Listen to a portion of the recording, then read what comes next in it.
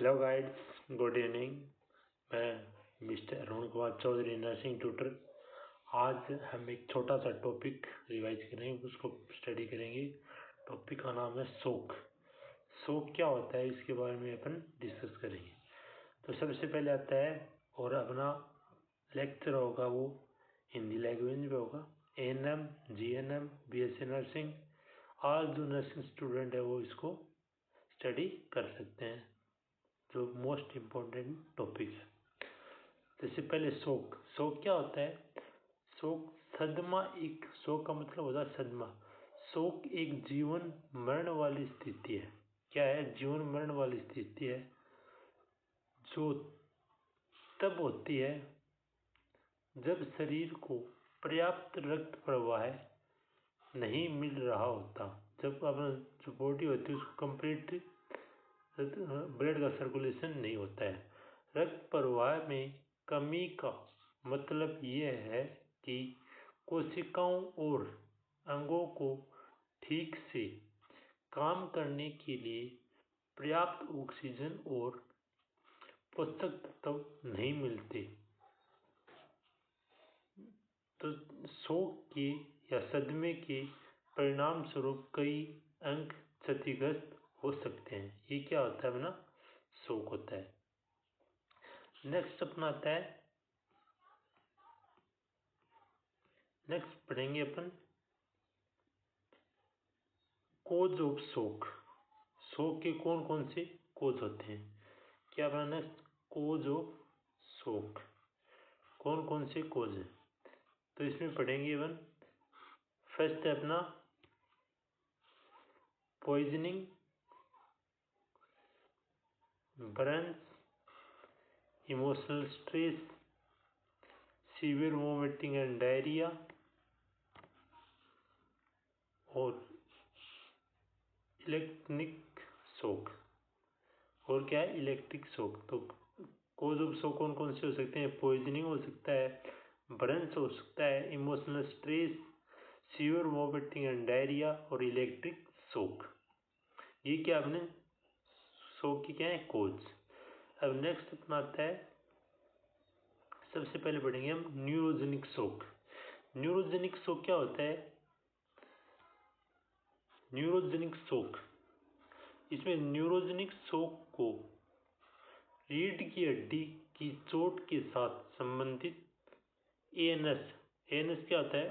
Autonomic nervous system की विकृति के रूप में परिभाषित किया गया है। यह dysfunction ANS autonomic nervous system के सिंपैथिक अंश के नुकसान और निवरोध या पैरासिम्पेटिक प्रतिक्रिया के कारण होता है। उसे क्या कहते हैं? न्यूरोजेनिक शोक। ठीक है, ये आपको न्यूरॉन्स दिखाई दे रहे हैं ना, ये उसका न्यूरॉन का क्या है? डायग्राम है। ठीक है, ये क्या है? न्यूरॉन्स। न्यूरॉन्स में क्या क्या होता है? एक्सोन होते हैं, डेंड्रियाज होता है, स्टिम होता है। ये क्या है? न्यूरॉन। अब नेक्स्ट आता है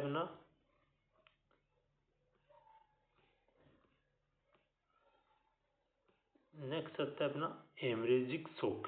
कौन सा शोक है? हेमरेजिक शोक। हेमरेजिक शोक क्या होता है?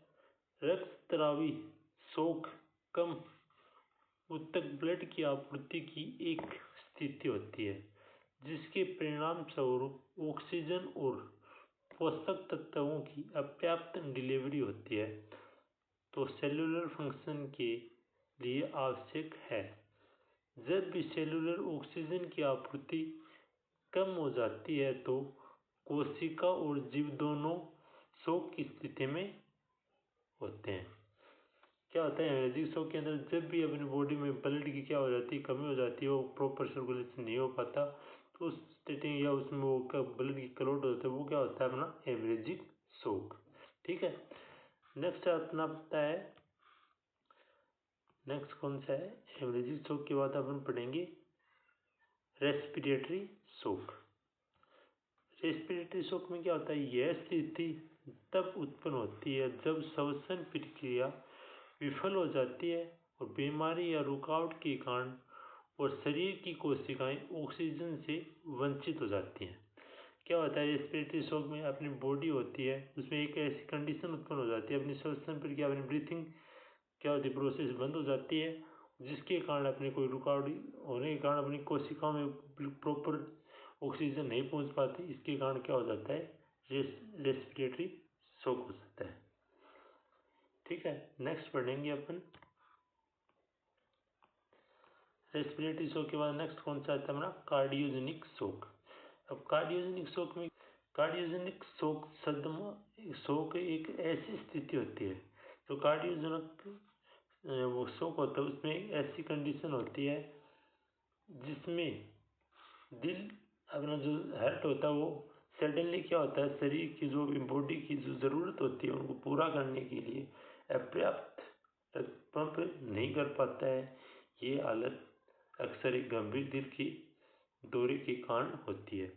जैसे कोई हार्ट अटैक आ जाता है, हार्ट अटैक क्यों आता है क्योंकि अचानक अपने जो हार्ट होता है उसमें सडनली क्या हो जाता है कोई क्लॉट हो जाती है या उसमें प्रॉपर सर्कुलेशन नहीं हो पाता जिससे अपने बॉडी में सर्कुलेशन बंद हो जाता है, हार्ट पंप नहीं कर पाता। वही अचानक क्या हो जाता है क्लॉट उसमें ब्लड की क्या हो जाती है क्लॉट हो जाती है और फिर अपने को क्या हो जाता है हार्ट अटैक होता है। तो वही चीज़ होती है अपनी कार्डियोजेनिक शॉक। ठीक है, नेक्स्ट अपन पढ़ेंगे मेटाबॉलिक एसिडोसिस। मेटाबॉलिक एसिडोसिस में क्या होता है इसमें ज़्यादातर मेटाबॉलिक एसिडोसिस का कारण होता है कि मेटाबॉलिक एसिडोसिस में तेज़ी से जब सांस लेते हैं तो क्या हो जाता है टिक्कीपीनिया का एक कारण बन जाता है। तभी क्या होता है गंभीर मेटाबॉलिक एसिडोसिस का शॉक में क्या हो सकती है अपनी डेथ भी हो सकती है। ये क्या होता है अपना मेटाबॉलिक शॉक। नेक्स्ट अपना कौन सा आता है नेक्स्ट पढ़ेंगे अपन सेप्टिक शॉक। कौन सा है सेप्टिक शॉक। सेप्टिक शॉक में क्या होता है सेप्टिक शॉक एक गंभीर और संभावित रूप से घातक स्थिति होती है जो तब होती है जब सेप्सिस के रक्तचाप कम होता है। तो सेप्सिस तब विकसित होता है जब बैक्टीरिया कोई अन्य संक्रमण एक गंभीर प्रतिक्रिया से ट्रिगर करता है। सेप्टिक शॉक के अंदर क्या होता है अपने कोई भी यदि ब्लड के अंदर कोई भी अपनी इन्फेक्शन फैल जाता है या उसमें उसके कारण अपना क्या होता है प्रॉपर सर्कुलेशन नहीं हो पाता उसमें कोई डिजीज हो जाती है या इन्फेक्शन एलर्जी होने के कारण क्या हो जाता है सेप्टिक शॉक हो जाता है। तो इसी कारण उसे क्या कहते हैं सेप्टिक शॉक कहते हैं। अचानक उसमें क्या हो जाती है ब्लड के अंदर कोई इन्फ्लामेशन ब्लड के अंदर क्या हो जाती है उसके अंदर कोई एलर्जी रिएक्शन हो जाती है तो अब उस टाइम पेशेंट को क्या हो जाता है सेप्टिक शॉक। सेप्टिक शॉक के बाद आता है अपना एनाफिलेटिक शॉक। एनाफिलेटिक शॉक में क्या होता है उससे पहले क्या था एनाफिलेटिक शॉक। इसमें क्या होता है गंभीर एलर्जी वाले कुछ लोग जब किसी ऐसी स्थिति के संपर्क में आते हैं तो इसमें उनमें एलर्जी हो जाती है तो उन्हें एनाफिलिक्स शॉक एनाफिलिक्स नामक संभावित जीवन की धमकी की प्रतिक्रिया अनुभव हो सकती है। तो इसका निष्कर्ष ये है कि उनकी प्रतिरक्षा प्रणाली शरीर के रसायनों को छोड़ती है। इससे एनाफिलेटिक का एक शॉक होता है एनाफिलेटिक का उनको एक झटका लग सकता है। तो ये क्या होता है एक एनाफिलेटिक शॉक। एनाफिलेटिक शॉक के बाद कौन सा पढ़ेंगे अपन इसमें क्या होता है फर्स्ट एड क्या करें फर्स्ट एड इन शॉक। तो फर्स्ट एड में अपन शॉक कौन सी स्थिति होती है इसमें क्या करेंगे अपन व्यक्ति के पैरों को लगभग 12 इंच ऊपर उठाएं जब तक कि सिर गर्दन या पीठ घायल न हो जाए या हमें कुल्ले और पैर की हड्डियों पर संदेह न हो। व्यक्ति का सिर न उठाएं। अगर उसे उल्टी हो रही हो तो मुंह से खून आ रहा है तो व्यक्ति को उसकी तरफ घुमाएं। ये क्या आता है अपना फर्स्ट एड।